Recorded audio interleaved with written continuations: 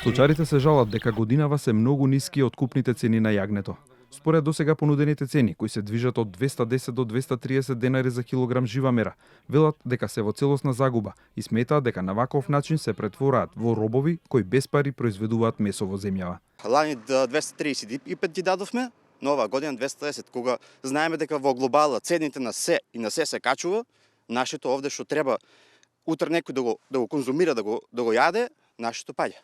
Земат го 210, а у маркетите слушам 600, 650, ако не и нагоре, и ќе иде нагоре.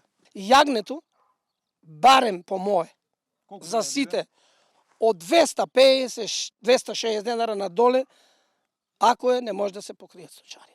Заради ниските цени кои се нудат, бараат државата годинава да го укине условот за субвенциите, да биде од 50% од јагнињата да мора да се продадат на откупувачите, бидејќи тоа ги става во подредена положба. Оваа година со цените е катастрофа. Се скапна, се отиде нагоре, а на нас планичарите ни даваат околу 210, 220, 230. Значи, не сакаат потешко јагне од 25 кг до 28, за 220, не знам таму, секој ден се јавуваат, тактизираат, а ние работиме оваа година со загуба со јагнето. Ако продолжи ваквиот тренд на ниски откупни цени, се повеќе од сточарите најавуваат дека ќе почнат, како во соседна Грција, да оставаат само мал дел од јагнињата за замена во стадото и овците, наместо за јагне, ќе ги чуваат само за млеко.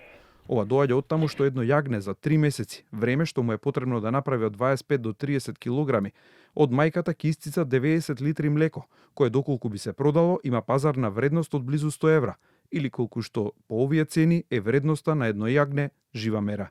Ова значи дека сите други трошоци околу концентратот за јагнето, кои се околу 30 евра по јагне, смртноста која е 20% и платите за овчарите кои се движат по 1200 евра месечно се само трошокот и зијанот за сточарите.